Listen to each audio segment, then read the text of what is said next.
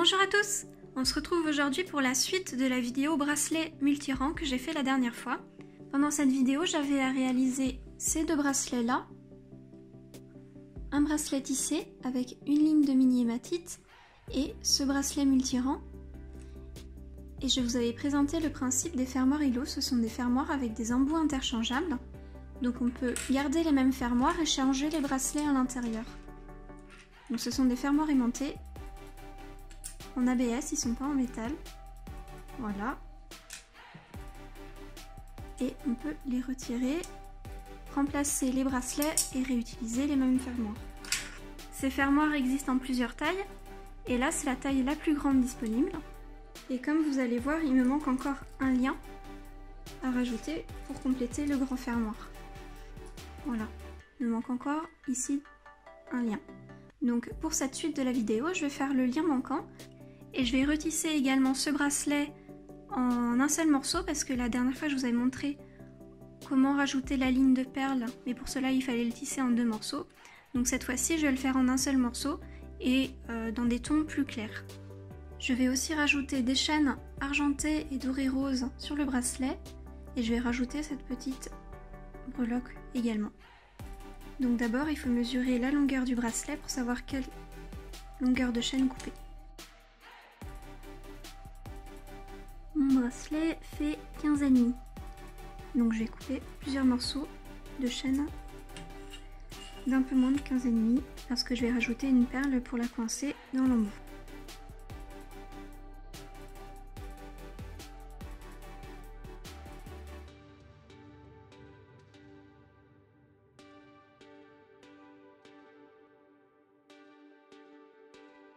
Ensuite, avec un fil de tissage ou du fil de pêche, du fil nylon, on va faire un nœud sur le dernier maillon.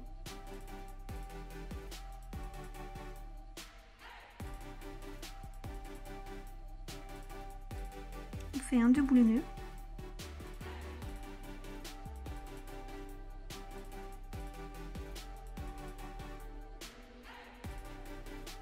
Ensuite, on ajoute une perle Miyuki.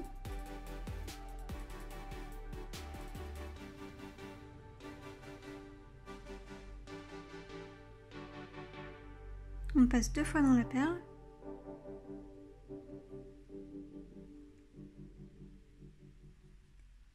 Et on refait un double nœud.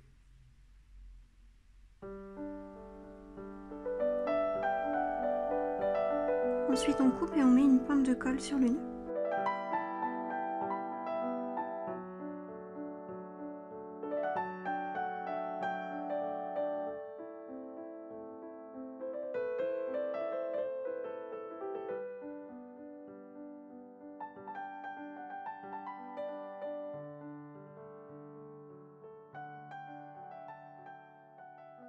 On va faire ça pour plusieurs chaînes et à la fin je verrai, quand j'aurai fait tous mes liens, comment je les réarrangerai sur cet embout. Pour la partie avec l'intercalaire, je vais mesurer l'intercalaire. Je vais enlever cette valeur à 15,4. Donc là mon intercalaire il mesure 1 mm,1. Donc j'enlève ça à 15,4, ça nous fait 14,3. Et je vais diviser 14,3 par 2 pour avoir la longueur de chaîne de chaque côté.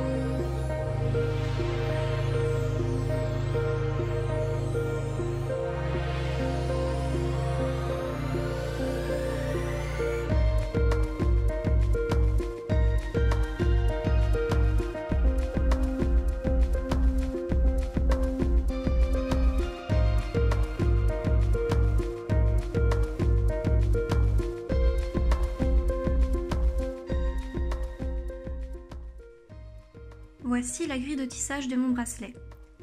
C'est du tissage peyote impair. On peut commencer où on veut sur le tissage. Moi j'ai l'habitude, quand c'est un tissage symétrique, de tisser depuis le milieu. Mais on peut très bien commencer ici. Donc, on va commencer ici. Toutes les perles qui sont alignées ici sont considérées comme un rang. Donc c'est un rang en peyote. Donc ça c'est mon deuxième rang. Hop. Là c'est mon troisième. Et ainsi de suite. Donc on va commencer par enfiler les 2 premiers rangs du tissage. Donc je vais enfiler ça. Vous pourrez retrouver ce schéma sur mon blog pour l'imprimer et cocher les cases au fur et à mesure de votre tissage.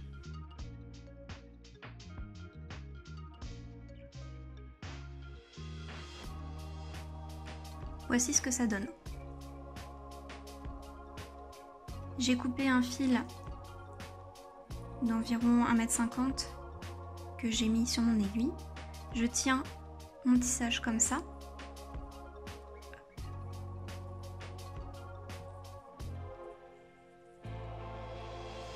Et maintenant, ce que je vais faire, c'est que je vais enfiler cette perle, donc la première perle du troisième rang, et je vais passer dans la perle ici, donc la dernière perle du deuxième rang. Donc j'enfile ma perle et je passe dans celle-ci, donc pas dans le premier. Je saute la première, je passe dans la deuxième.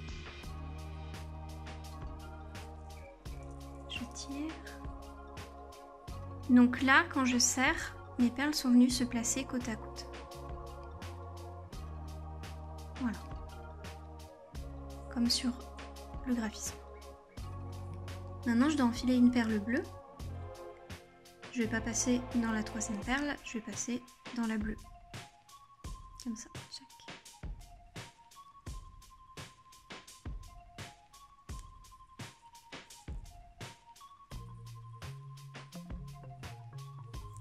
Et on continue comme ça en suivant le schéma.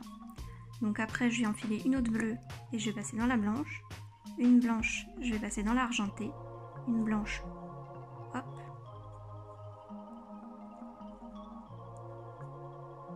Et là après on va passer ici.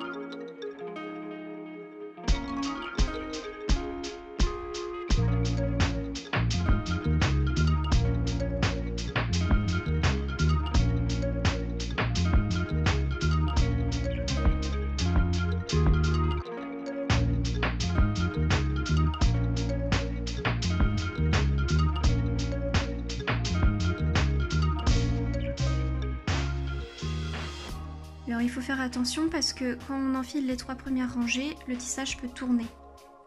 Après ça ira, mais pour la 4e rangée, il faut faire très attention à ce que les perles soient bien positionnées comme sur le tissage. Donc là c'est bon. Maintenant je dois enfiler une perle rouge et passer dans cette perle-là.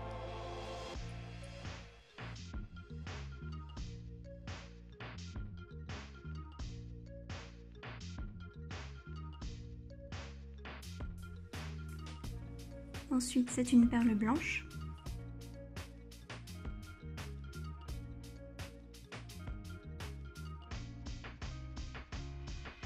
Une perle rouge.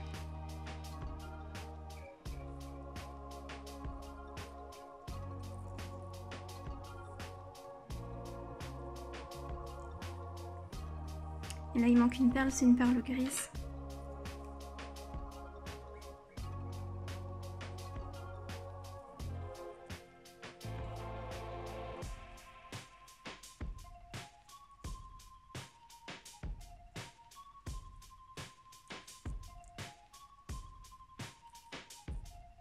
Puis là vous voyez c'est tourné, donc je place correctement mes perles.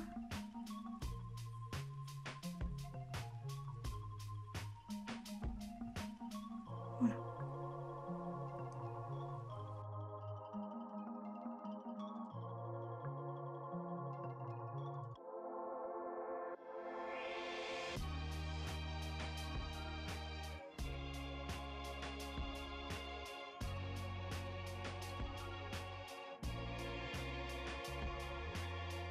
Maintenant, je vais retourner à nouveau ici et j'ai enfilé cette rangée.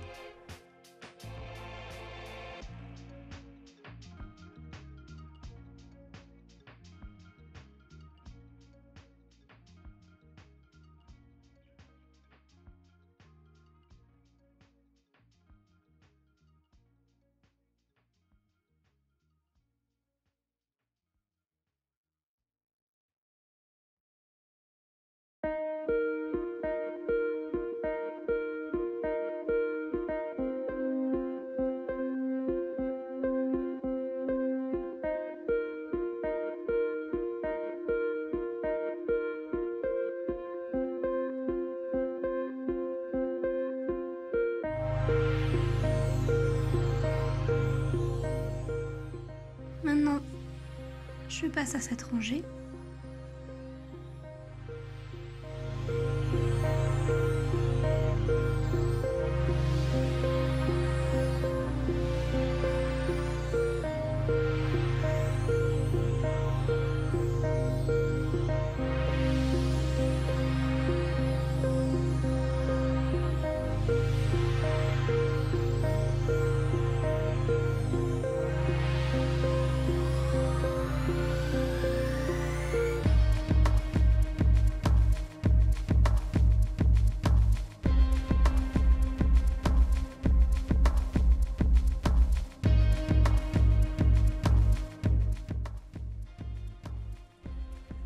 Pour celle-ci, la dernière, j'ai pas de perles où l'accrocher.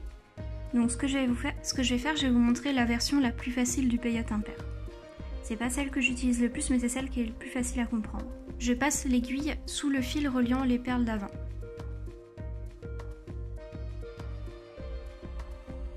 Je mets ma perle à son emplacement et je repasse dans la perle. Et là ma perle est fixée. Donc on va faire ça un rang sur deux, c'est-à-dire que là je vais faire mon aller-retour et je vais le refaire ici. Mais ici ça ne sera pas nécessaire. Donc je continue.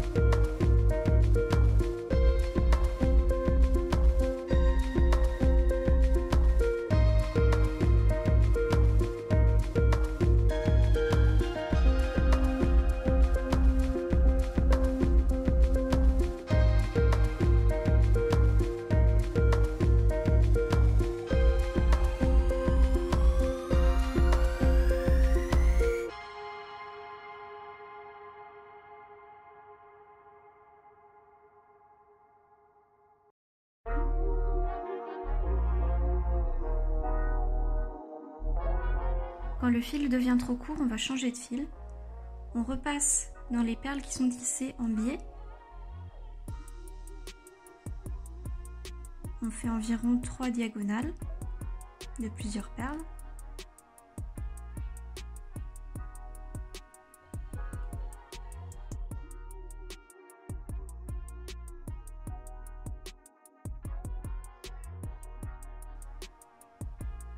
En faisant attention à passer à côté de la perle d'où le fil sort pour pas que le fil se voie sur les perles.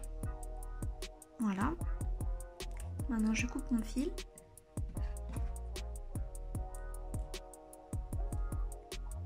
je reprends un nouveau morceau de fil.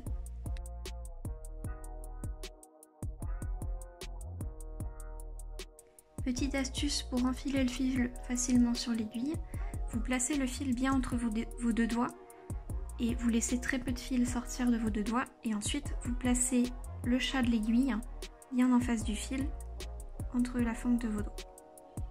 Et hop. Voilà.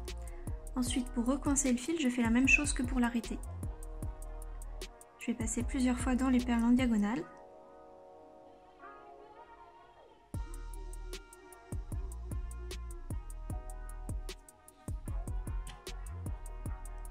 Je laisse un bout de fil pour pas que le fil parte quand je tire.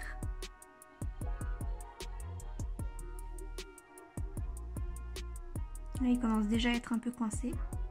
Bon, je peux le ranger, sinon vous le coupez. Voilà.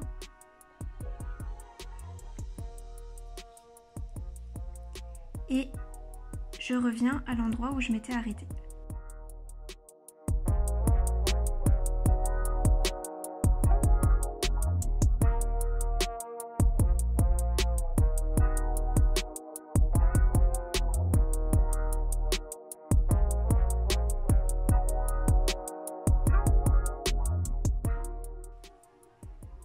Et voilà, je peux continuer. Donc si je tire sur mon fil, on sent qu'il est bien fixé. Pour pouvoir glisser notre tissage dans l'embout, il va falloir faire une étape supplémentaire. Parce qu'en fait, les perles qui vont glisser dans l'embout, c'est les perles qui vont ressortir. Sauf que comme elles sont en quinconce, en fait celles-ci vont bloquer. Tout le rang d'après va bloquer. Donc pour pouvoir glisser l'embout facilement, on va rajouter une perle uniquement sur les perles qui ressortent. Et c'est ces perles-là qu'on va rajouter qui seront glissées dans l'embout. Donc c'est des perles qu'on ne verra pas. Vous pouvez utiliser des perles qui ne vous plaisent pas. Donc je passe comme ça pour me placer dans la bonne perle. Ensuite j'enfile une perle. Hop, j'enfile une perle blanche. Mon fil, il sort de ce côté de la perle, donc je passe de l'autre côté. Je place les deux perles côte à côte et je solidifie mon tissage en repassant encore une fois dans cette perle puis dans celle-là, donc ici.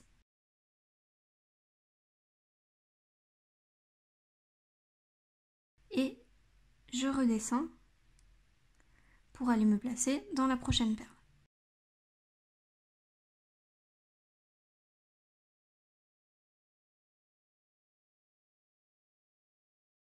Je recommence, mon fil sort ici, je passe dans l'autre sens. Ensuite, je repasse dans la perle et je descends.